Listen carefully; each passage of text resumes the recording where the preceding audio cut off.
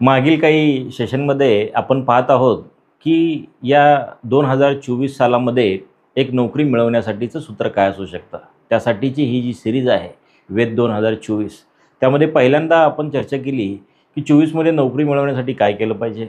त्यानंतर दुसऱ्या सेशनमध्ये आपण चर्चा केली की सरळ सेवा भरतीच्या ज्या काही सध्या जाहिराती आहेत, लाखभर जागा असणार आहेत, त्यातून पोस्ट मिळवण्यासाठी तयारी कशी करावी आणि ती पोस्ट जर नाहीच मिळाली तर नाराज न होता 24कडे जात असताना जी काही एक महत्त्वपूर्ण परीक्षा मी तुम्हाला सांगितली ती म्हणजे महाराष्ट्र सेवा गट ब आणि क परीक्षा, तिचा अभ्यास कसा करावा जेणेकरून 24मध्ये तुमची सुशिक्षित बेरोजगारी ही संपणार आहे. विद्यार्थी मित्रांनो, त्याचाच अंक पुढचा आज आपण पाहणार आहोत. तो म्हणजे काय की या महाराष्ट्र सेवा गट ब आणि क, ज्याला आपण PSI STI ASO आणि त्याला लागून 7 इतर क्लास 3ची पदं, ज्याच्यामध्ये industrial inspector, excise inspector, tax assistant, लिपिक टंकलेखक असे पदं आहेत.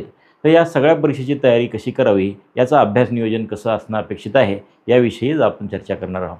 विद्यार्थी मित्रांनो, कोणताही अभ्यास करत असताना खरंच मनातली भीती काढून टाका. दुसरा मुद्दा म्हणजे अभ्यास करत असताना स्वतःला असं म्हणू नका की यार मला तर IAS व्हायचं होतं, डेप्टी कलेक्टर DYSP व्हायचं होतं आणि हे काय सर PSI STIची तयारी गट ब कशी कशी करावी सांगतायत. घाबरू नका. त्याचं कारण असं आहे बघा, स्वप्न आणि वास्तव यातला अंतर मोजण्याच्या प्रक्रियेमध्ये तुम्ही पहिल्यांदा IAS व्हायचं आहे का तहसीलदार व्हायचं आहे का डेप्टी कलेक्टर व्हायचं आहे का DYSP व्हायचं आहे, हे डोक्यातलं काढून टाका. सध्या डोक्यात एकच गोष्ट ठेवा, एक सरकारी नोकरी मिळाली पाहिजे, मिळालेली सरकारी नोकरी टिकली पाहिजे, ती नोकरी करून परत अभ्यास वाढवला पाहिजे आणि वाढलेल्या अभ्यासातून मोठी नोकरी पुन्हा मिळाली पाहिजे.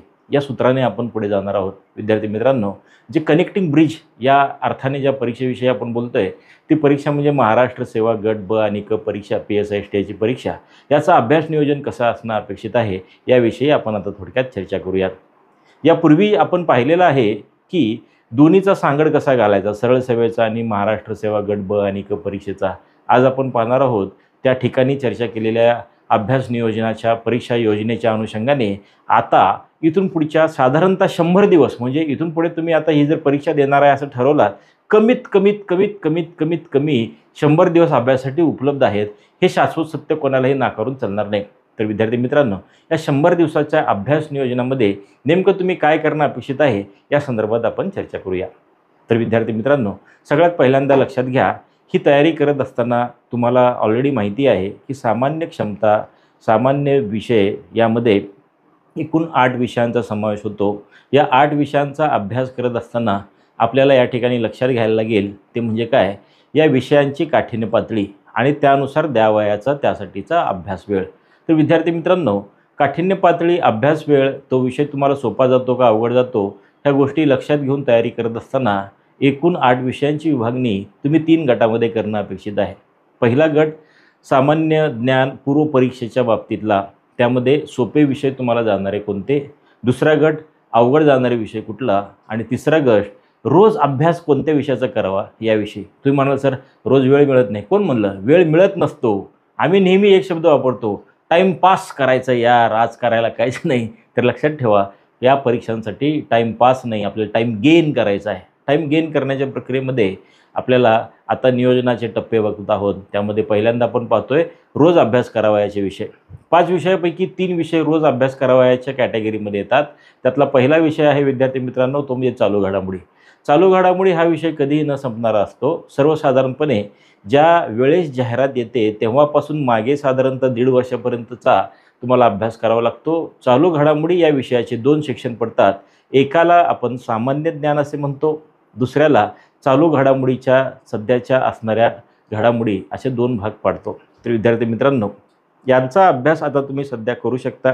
हा अभ्यास करण्यासाठी सर्वसाधारणपणे तुम्ही वर्तमानपत्राचा इकॉनॉमिक सर्वे ऑफ महाराष्ट्र आणि इंडिया, जो दरवर्षी आफ्टर बजेट सादर होतो त्याचा, आणि त्यानंतर योजना, कुरुक्षेत्र, लोकराज्य या मॅगझिनचा स्वतः अभ्यास करणं अपेक्षित आहे. यावर खूप आळशी मुलं असं म्हणतात मार्केटमध्ये सगळं उपलब्ध आहे की घ्यायचं पुस्तक वाचायचं.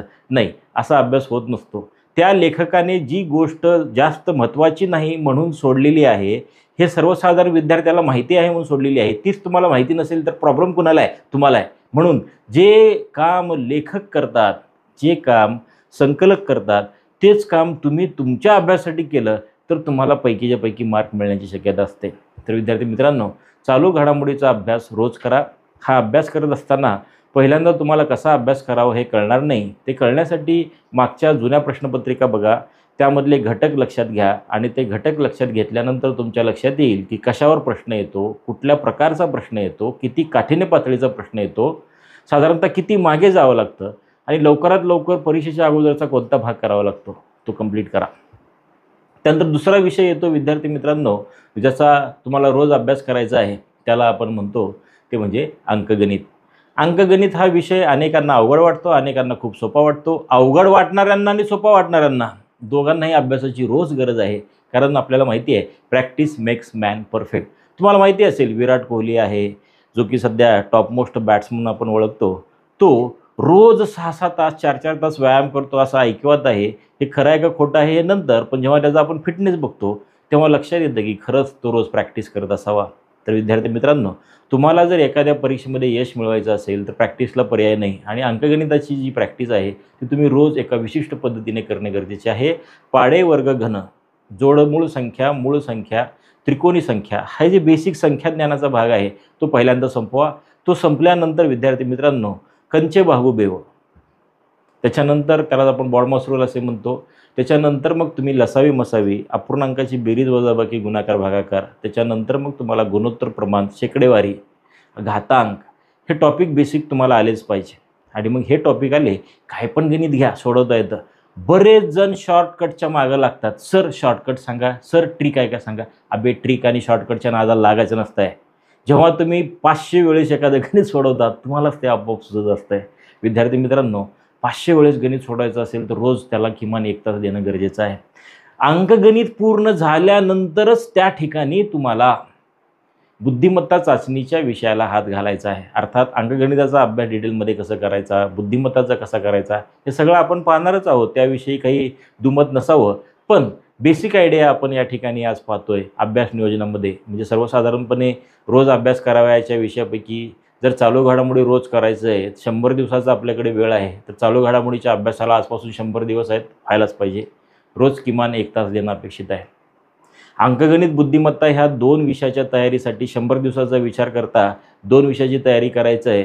त्या ठिकाणी त्या तयारीला 50 दिवस एका विषयाच्या तयारीला आहेत, हे फिक्सच आहे. ते पण व्हायलाच पाहिजे. 50 दिवसात एक विषय होतोच. अरे एका दिवसामध्ये मराठे जर वेडात दौडले आणि जर कोणावर तुटून पडले तर त्याला मारण्याची कुमक धरतात, त्यांना मारण्याची ताकद ठेवतात. तर 50 दिवसामध्ये विषयाला हरवण्याची काय मजाला आहे, कुणी हरवू शकतं.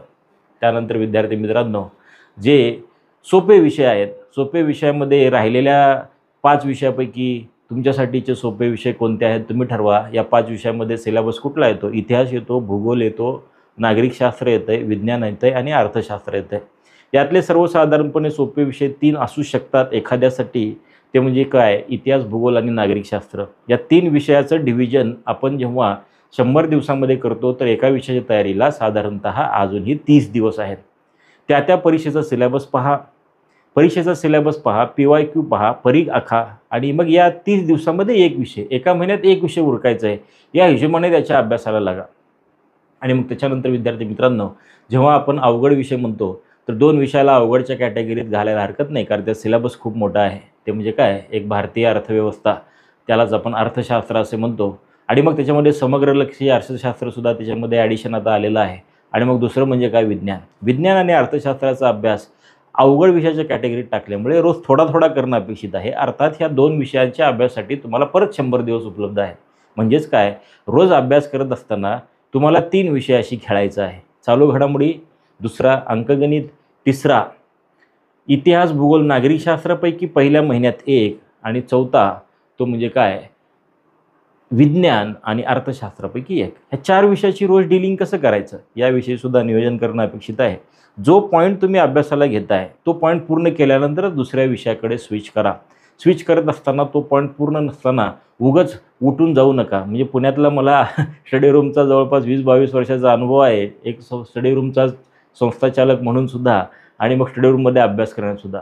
मुलगा अभ्यास करत बसलेला असतो आणि मागून त्याचा मित्र येतो, पाठीवर फक्त असा हात मारतून बाहेर निघून जातो. लगेच ते वाचायलेलं सोडतं आणि एका सेकंदात ते त्याच्या मागं जातं आहे. काय? आणि गेल्यानंतर काय असतंय? चल चहा. अबे असं उठायचं नसतं अभ्यास करत असताना. जो पॉईंट हाती घेतला आहे तो पूर्ण करा. त्यातला सब पॉईंट पूर्ण करा, त्याला काय म्हणायचं ते रिवाईज करा, मग जागा सोडा. असं उठण्यापेक्षा ठरवा ना, आपण सर्वजण 2 वाजता भेटणार आहोत, 1 वाजता भेटणार आहोत. त्याच्या अगोदर तो पॉईंट पूर्ण करा, मनामध्ये रिकॉल करा आणि ते पूर्ण करून मग तुम्ही जागा सोडा. तर नियोजनाच्या टप्प्यामध्ये आज तुम्हाला जास्त काही सांगणार नाही, एकच सांगणार आहे, विषयाच्या 3 कॅटेगरी करा. रोज करायचे विषय, सोपे विषय आणि अवघड विषय. त्यानुसार त्याला टाईम द्या आणि मग त्या दिलेल्या वेळेत विषय पूर्ण करण्यासाठी कदाचित एक दिवस तुम्हाला 2 तास पण झोप मिळणार नाही. कदाचित एखाद्या दिवशी तुम्हाला 15 तास पण उरलेत असं वाटेल. हरकत नाही. अभ्यास करण्यासाठी रोज कोण किती वेळ अभ्यास करावा, किती वेळ अभ्यास केल्यानंतर पास होतो, याच्या नादाला न लागता 24 तास कामच मायबापानं एक सोपवलं आहे. ते म्हणजे काय?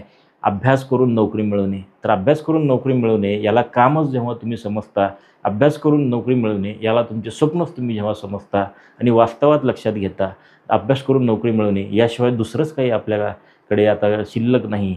तर विद्यार्थी मित्रांनो, या पद्धतीने नियोजन केल्यास तुम्हाला हळूहळू तुमच्या यशाकडे जाता येईल. जाण्याच्या टप्प्यात मला वाटतं की आजचं बोलणं तुम्हाला नक्कीच फायदेशीर ठरेल. जर तुम्हाला वाटतं यात काही अडचणी आहेत तर नक्कीच माझ्याशी संपर्क साधू शकता, मेसेज टाकू शकता, बोलू शकता. सध्या पुणे, सोलापूर, लातूर या ठिकाणी काम करणारे शेळगावकर सोलापूरमध्ये पूर्ण वेळ अवेलेबल असतो. तिथेही त्यांच्याशी तुम्ही संपर्क साधू शकता. या सर्व गोष्टीसह आज थांबूयात या अपेक्षेने की तुम्ही अभ्यास करून नक्कीच 24मध्ये नोकरी मिळवणार आहेत. कारण वेध 24मध्ये घ्यायचा आहे सरकारी नोकरीचा आणि आयुष्यात पुढे घ्यायचा आहे IAS बनण्याचा. तर आज थांबू. धन्यवाद.